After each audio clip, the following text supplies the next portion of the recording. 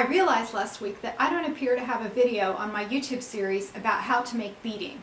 I thought I did, but I can't find one, so I'm going to assume that I don't and talk about making beading today.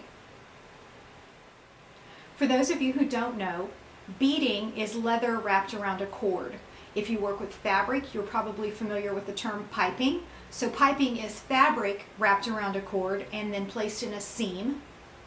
And beading is leather wrapped around a cord and run along an edge.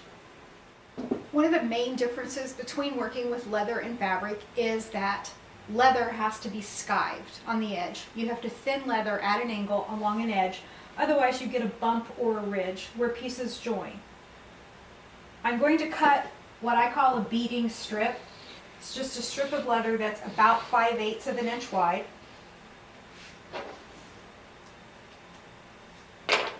So in my book about leather inlay and overlay, sometimes I'll talk about cutting a beading strip. That's what it is.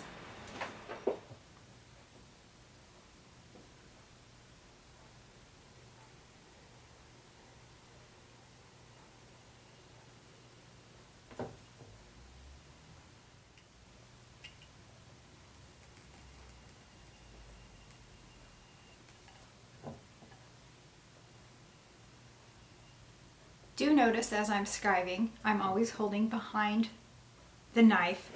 I never skive with my thumb in front of the knife. It's an excellent way to get your thumb sliced open.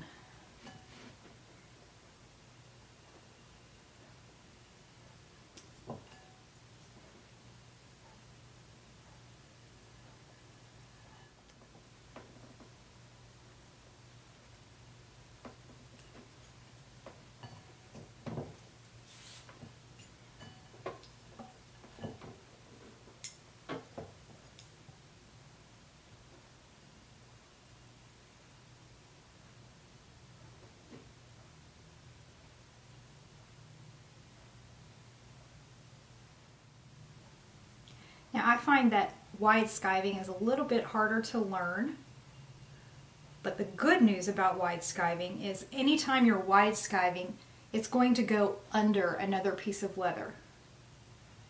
So as long as you only make little mistakes, you'll be good. This is 1/4 inch double-sided tape, and I'm going to run this along the edge. And I will show you this is not exactly on the edge. It's about a 1/16 of an inch away from the edge. That's the spacing for the double-sided tape and the edge. Now you can do this with glue, but it's a lot messier. I highly recommend double-sided tape for making beading. And the reason I didn't put the double-sided tape right on the edge is when I fold it over, I'm going to match the other edge with that edge of the double-sided tape, not the other edge of the leather. What happens when you have two skives and you put them right on top of each other, then you make them thick again.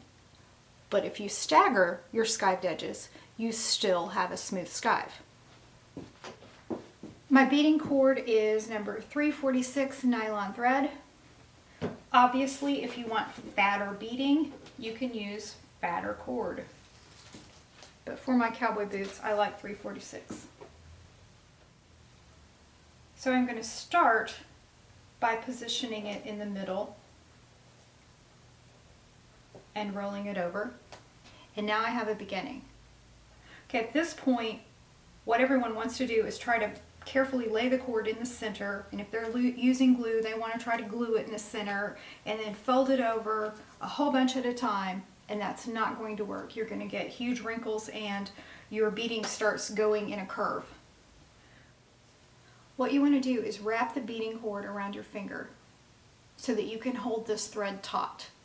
That is the whole secret to making good beading, is holding the thread taut as you place it in the center. It won't stay if there's slackness. The secret to getting it in the center is holding it tight and pushing it into the center. So, see how my forefinger is on the thread? Forefinger on the thread, thumb folds it over, other forefinger smooths. Forefinger, thumb, smooth.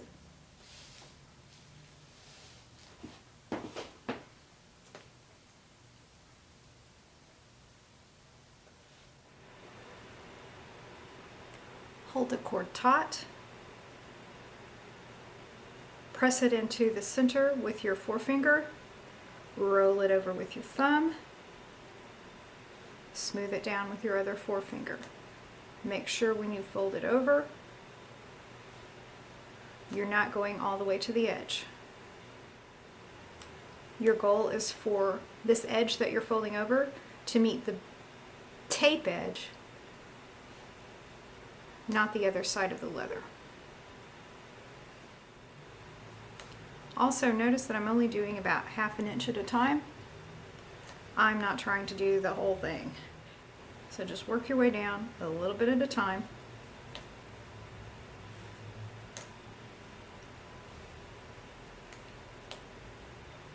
And after a while, this little bit at a time will become such a natural motion for you that it won't take long at all. And then when you're through, instead of pounding it flat, which will flatten the cord, what you want to do is run your hammer right up into that cord to smooth it and press the cord into the fold. This also works to define that cord and make it stand out. That way when you put the beading along an edge, it has a nice well-defined cord to cover that edge.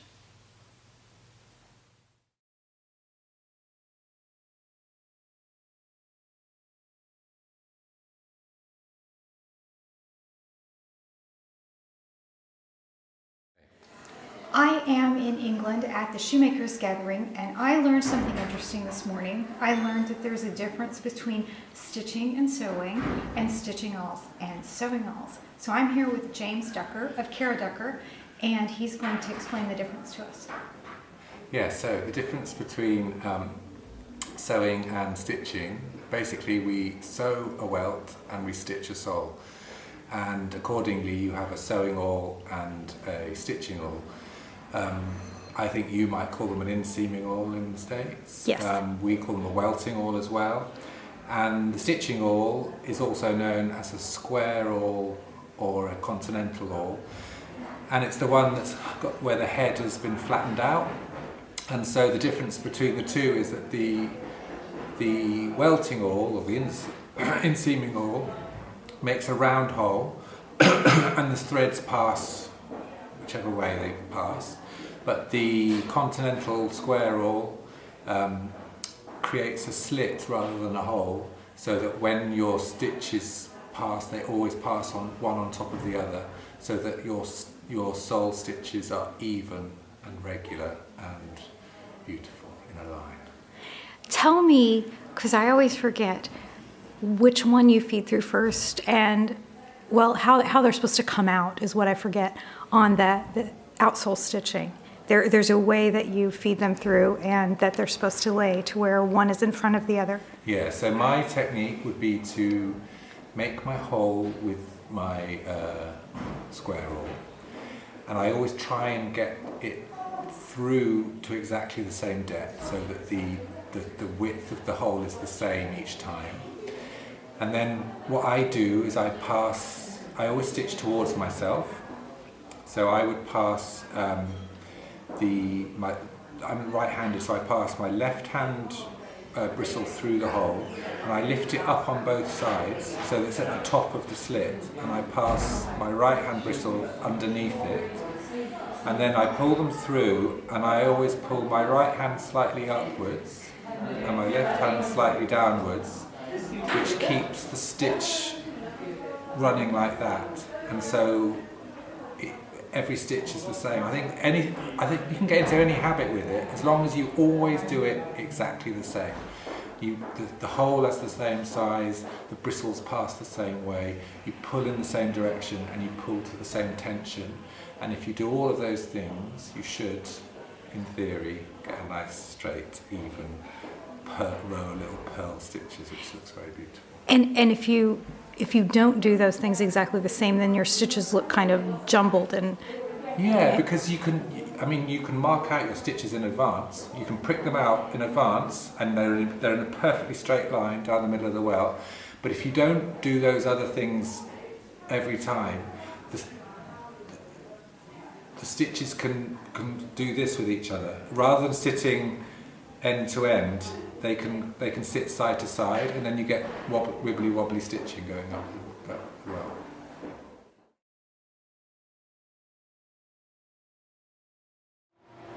Dale ironed patches on his blue jeans, and now he's sewing the patches in place. He said the first leg he sewed the leg together. Unfortunately, I didn't get a video of that. So what I have to remember is which one is the foot lift and or knee lift, and which one is the pedal to feed the.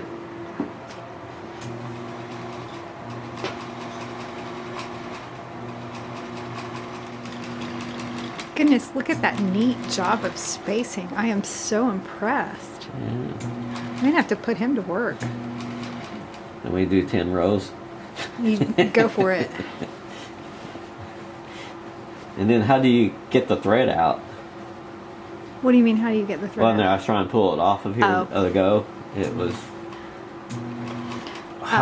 Now I messed up. Can you just back up? If you wish, How do there's you a... back up. Hold this lever over there. Pull it down. Pull it down. And then what does it do? It goes back. Okay. Now, next time, do a couple of back stitches to Lock it. lock it. Okay, now let me show you a trick. Okay. Here, you hold the camera and I'll show you a trick. For one thing, always stop with this up. If you want to be really, really annoying, stop Okay. with that down. Always stop with that up. Okay, I was looking at the needle up, but you're talking about that. Because what happens is if you leave this down, then Right. when you go to stitch, you start to sew, this comes up and unthreads your needle. Ah, okay. Okay, so if you're in a situation like this where you can't get to the bobbin thread, Right. so pull it out a little bit, and now just pull this up. Pull this up to where you can see the bobbin thread. And snip through that bobbin thread loop, Okay. and now you're free. Oh, you With need to that- cut that off. Without having to Oh. pull out. Pull, yeah, because the other go, I So was much stuck bobbin to the machine until I pulled it all the way off. Yeah. But I still had another patch down there to go. That's your problem. He decided to fix the pair of jeans he was wearing. So here's Dale in his underwear, fixing his jeans. Things I have to do. So sad. Send your donations to... BuyDaleNewPairOfPants.com. Dale is learning life skills. So proud.